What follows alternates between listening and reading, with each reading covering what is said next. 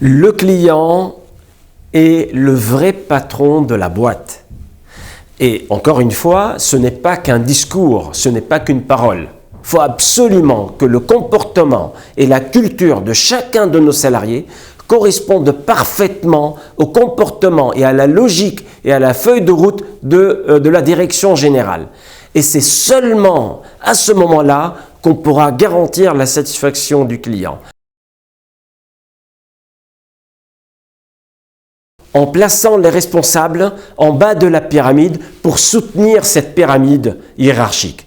Et en plaçant tout en haut de la pyramide les salariés qui sont en première ligne au contact du client. Il s'agit d'autonomie, il s'agit d'exemplarité et il s'agit de remettre le management le plus proche possible du terrain et du client. Moi, je dis d'abord l'exemplarité du management. Lorsque les équipes voient que leur directeur du magasin ou du centre ou de l'usine est en train de prendre du temps et de répondre à un client, ils vont faire de même. Donc l'exemplarité est ma première réponse. Ma deuxième réponse est la formation. Il faut absolument qu'on réussisse à embarquer les nouveaux arrivants et à retransformer la culture de nos anciens collaborateurs, justement pour aller vers la satisfaction du client.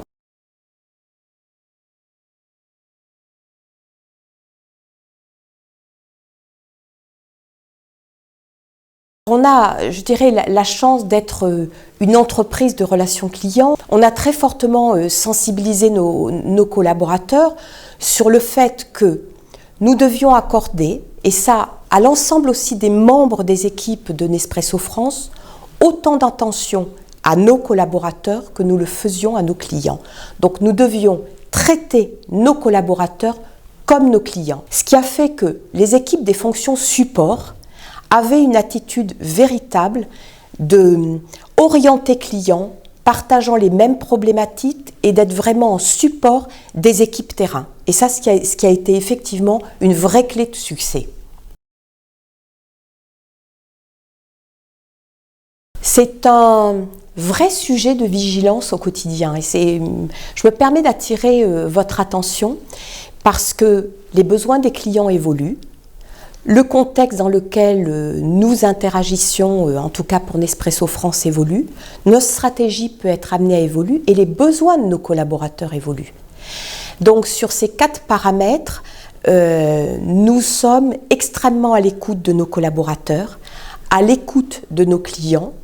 Nous nous ajustons, mais je dois dire que c'est vraiment une action au quotidien et vraiment une attitude de vigilance en permanence parce que l'équilibre n'est pas facile et maintenir sur la durée un tel niveau d'exigence qui a fait la renommée de Nespresso, c'est un challenge au quotidien.